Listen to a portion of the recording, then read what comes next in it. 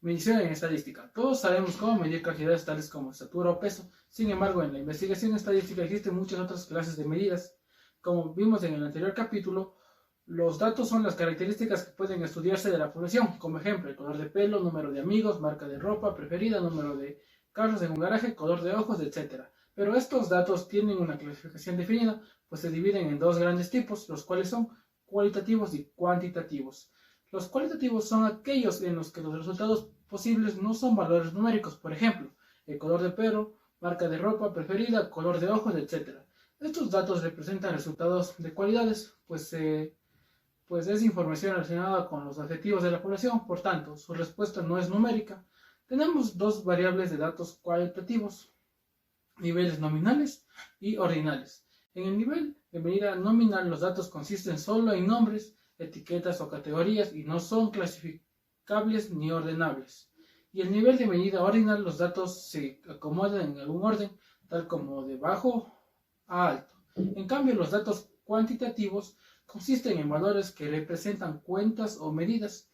Aquí todo se trata de números, tu altura, cuánto pesas o el tiempo en que te lleva ir de un lugar a otro. Debemos entender que los datos cuantitativos tienen dos tipos: datos cuantitativos discretos y datos cuantitativos continuos.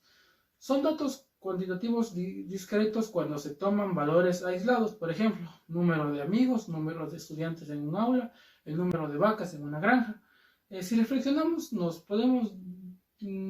podemos decir tenemos 5 estudiantes y medio o 4.33 vacas, ¿sí? En cambio, los cuantitativos continuos pueden tener valores intermedios, se toman todos los valores de un determinado intervalo, por ejemplo, el peso de una persona, litros de agua en un recipiente. Ahora pasamos al tema de cómo tratar los errores en la medición. Existen dos tipos de error, aleatorios y sistemáticos. Como ejemplo, vamos a comprar una libra de arroz y el señor nos pesa una libra, por lo que la balanza está dañada, entonces nos marca menos.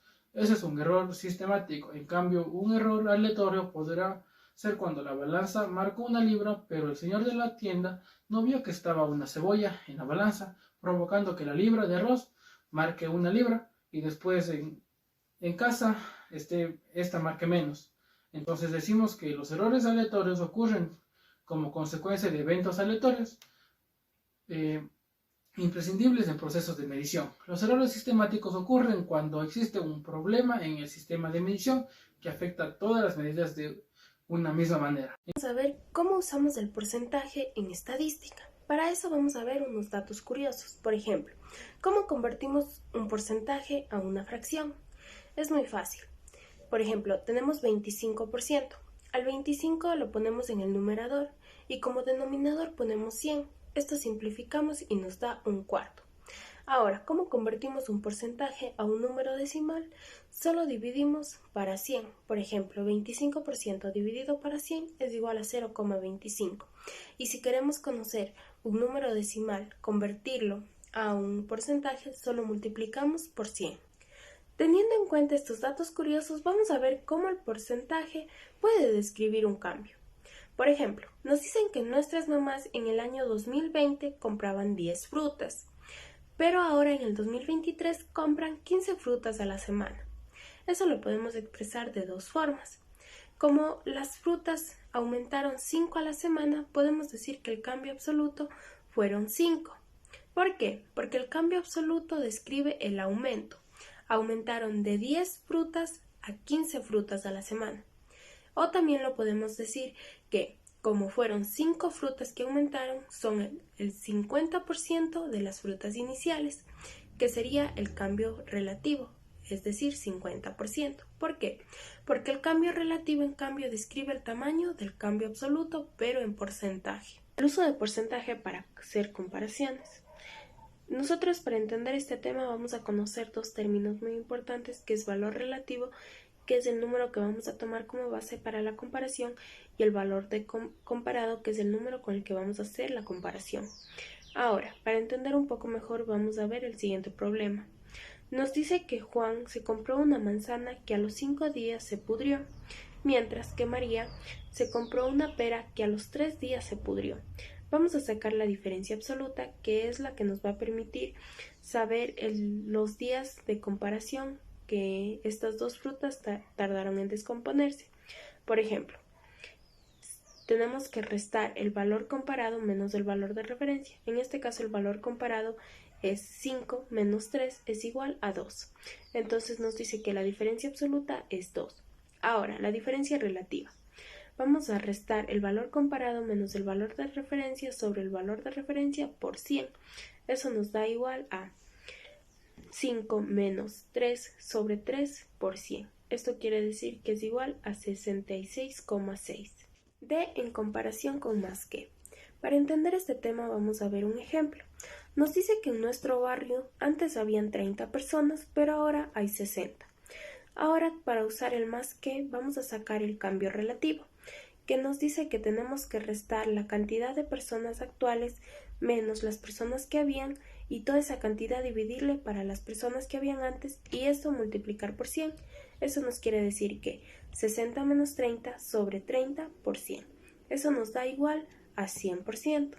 Ahora, para usar el D, nos dice que tenemos que dividir la población nueva para la población de origen, que sería 60 para 30 es igual a 2. Porcentaje de porcentaje. Eso quiere decir que los datos nos van a dar en porcentaje y la respuesta también va a ser en porcentaje. Por ejemplo, nos dice que una papelería tiene como tasa de interés en su cuenta de ahorros el 5%, pero aumentó al 6%. Entonces, el 6% le restamos para el 5% y esto dividimos para 5%, pero todo esto multiplicamos por 100, que nos da igual a 20%. Eso quiere decir que la papelería está aumentando un 20% en su tasa de interés. Números de índice. Son muy comunes en estadística. Proporcionan una manera sencilla de comparar medidas realizadas en diferentes tiempos o en diferentes lugares. El valor en un tiempo particular o lugar debe elegirse como el valor de referencia o valor base. El número índice para cualquier otro tiempo o lugar es número índice es igual al valor sobre el valor de referencia por 100. Trabajaremos con el ejemplo de las gasolineras en el Ecuador, centrándonos en el valor de la gasolina super. Para ello, nos guiaremos de la siguiente tabla, la cual tiene año, precio como porcentaje del precio de 2015 y el precio índice. Primero queremos conocer cómo se compara el precio de la gasolina en diferentes años con el precio del año 2015. Para ello debemos expresar el precio de cada año como porcentaje del precio de 2015. Para sacar este resultado debemos dividir cualquiera de los años entre el precio de 2015 y después multiplicar por 100. Por ejemplo, precio del año 2008 dividido por el precio del año 2015 por 100. Podemos hacer esta operación para calcular todos los precios como porcentajes del precio de 2015. Es importante recalcar que en la tabla el porcentaje para 2015 es 100%, ya que lo elegimos como valor de referencia. En la última columna tiene los mismos valores que la tercera, a diferencia que se ha quitado el signo de porcentaje, convirtiéndolo en precio índice. Este ejercicio que hemos realizado se conoce como determinación de un número índice. Pasemos a las comparaciones con números de índice. El propósito principal de los números índice es facilitar las comparaciones. Por ejemplo, queremos saber con cuánto fue más cara la gasolina en el año 2021 que en el año 2015, recordando que en el año 2015 fue tomado como número de referencia. Guiándonos en nuestra tabla, decimos que el precio índice para 2021 fue 153% del precio de 2015. También podemos hacer comparaciones cuando no existe ningún valor de referencia. Por ejemplo, queremos saber cuánto es más cara la gasolina en 2022 que en el año 2018. Para ello dividimos el precio de estos dos años. Número índice para 2022 dividido para el número índice para 2028. El precio de 2022 fue 1,61 veces el precio de 2018. Otros números de índice. El índice de precios del consumidor es solo uno de muchos números de índice.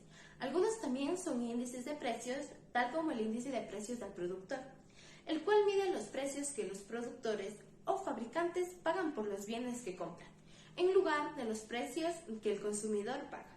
Otros índices intentan medir variables más cualitativas. Por ejemplo, el índice de confianza del consumidor. Este tiene como base una encuesta diseñada para medir actitudes de los consumidores, de modo que las empresas puedan calcular si la gente gasta o ahorra. Nuevos índices se crean con frecuencia, por grupos tratando de proporcionar comparaciones simples.